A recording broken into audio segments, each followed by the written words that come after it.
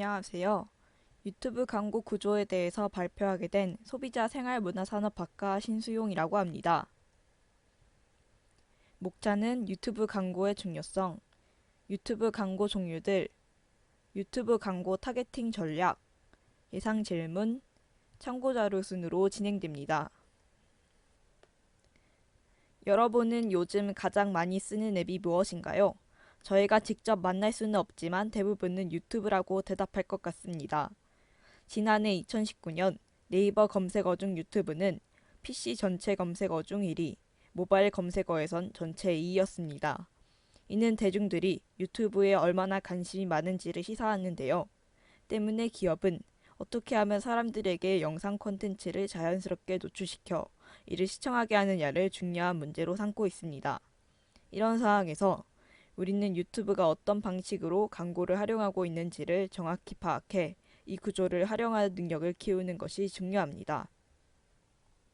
그렇다면 본격적으로 유튜브 광고들이 어떻게 유튜브에서 이뤄지고 있는지를 알아보겠습니다.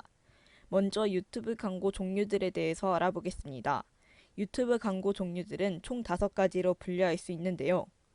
첫 번째로 트리브 인스트림은 유튜브에서 가장 많이 활용되고 있는 영상을 기반으로 한 광고 방식입니다. 유저가 자신이 원하는 영상을 시청하기 전 또는 중간에 광고로 노출되는 방식입니다. 광고가 시작되면 5초간 광고가 강제로 노출된 이후 건너뛰기 버튼이 등장합니다. 트리브 인스트림 광고는 유저들에게 최대한 많이 노출시켜 영상을 인지할 수 있도록 하는 것을 목적으로 하고 있습니다. 다음, 트리브 디스커버리 광고는 유튜브 검색 결과 그리고 영상 시청 페이지에서 추천 영상의 형태로 노출되는 광고입니다. 노출되는 곳은 주로 3곳인데요. 유저들의 검색 결과의 상단, 유튜브의 홈 화면과 영상 시청 페이지의 추천 영상 상단에 노출됩니다. 트리브 디스커버리 광고는 광고 클릭 시 영상을 시청할 수 있는 시청 페이지로 넘어가게 되는데 이때 영상을 시청하면서 다양한 유저들이 구독을 하거나 좋아요, 댓글 등을 통해 다양한 참여를 유도할 수 있습니다. 6초의 미학이라고도 불리는 범퍼헤드는 요즘 트렌드가 되고 있는 광고 유형인데요. 광고 노출 시간이 6초 이내로 매우 짧은 것이 특징입니다. 범퍼헤드가 인기를 얻고 있는 이유는 먼저 6초라는 짧은 시간으로 시청자들이 광고에 대한 거부감이 낮다는 것입니다. 또한 광고 제작이 비교적 수월하며 광고비 역시 다른 광고들에 비해 저렴하여 동일 비용으로 더 많은 노출이 가능해 많이 활용되고 있습니다. 인비디오 오버레이 디스플레이 광고는 동영상 하단에 노출되는 가로형의 배너입니다. 영상 중간에 배너로 노출되는 형태인데요. 매우 간단하고 짧은 광고이기 때문에 웹사이트의 트래픽 증대가 주된 목표입니다. 마스트헤드 광고는 유튜브 메인 화면에 노출되는 광고입니다. 짧은 시간 내 광고 노출을 극대화하는 것이 목표일 경우 가장 적합한 광고 방식 중 하나입니다. 방금 유튜브의 광고 유형을 알아보았다면 이번에는 유튜브 광고에서는 어떤 방식으로 잠재 고객에게 접근하는지 타겟팅에 대해서 알아보도록 할 건데요. 제한된 예산에서 최고의 효율을 발휘하기 위해서는 잠재 고객에게 얼마나 효과적으로 광고를 노출시키느냐가 중요한데요. 그렇다면 유튜브 광고에서는 어떤 종류의 타겟팅이 있고 어떤 원리로 적용하는지 알아보겠습니다. 첫 번째는 위치 타겟팅인데요. 위치 타겟팅은 국가, 지역을 선택하여 광고를 노출시키는 방법입니다. 유튜브에서는 총 2가지 노출 방법이 있는데요. 첫 번째는 시청자의 IP 주소와 휴대기기의 이동통신사 정보 등을 활용한 물리적 그리고 지리적 위치의 광고 노출. 두 번째는 사용자가 최근 검색한 위치 정보, 구글 지도 검색 정보 등을 통한 시청자의 관심사에 기반한 광고 노출이 있습니다. 다음은 언어 타겟팅입니다. 언어 타겟팅은 특정 언어 사용자에게 광고를 할 수 있는 방법인데요. 여기서도 2가지 방법이 있습니다. 첫 번째는 잠재 시청자들이 평소 어떤 언어의 콘텐츠를 소비하는지 분석하는 방법과 두 번째는 구글 검색, 지메일 등 구글 제품을 어떤 언어로 설정했는지를 통해 타겟팅합니다. 다음 기기 타겟팅은 PC, 모바일, 태블릿 등을 선택하여 광고를 할 수 있는 방법입니다.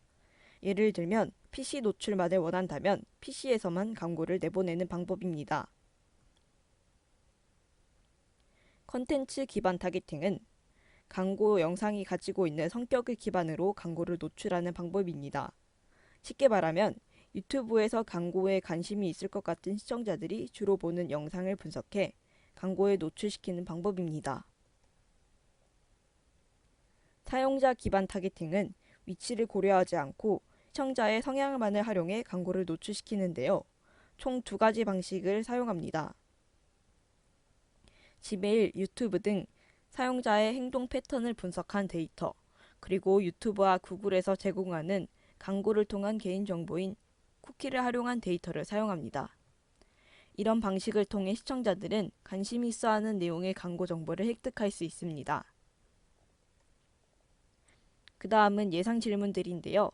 질의응답을 직접 할 수 없어서 궁금하겠다 싶은 질문들을 가져와 봤습니다.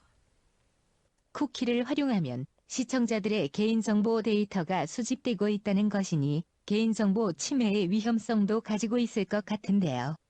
나의 개인정보 유출을 방지할 수 있는 방법은 없나요? 네, 답변 드리겠습니다. 2017년에 방송통신위원회와 한국인터넷진흥원은 온라인 맞춤형 광고 개인정보 보호 가이드라인을 발표했는데요. 총 4가지의 개인정보 보호 원칙을 제시하였는데 원칙들에 의해 광고들은 광고임을 나타내는 표지를 나타내야 하고 사용자가 수신, 차단할 수 있는 통제권을 제공해야 합니다.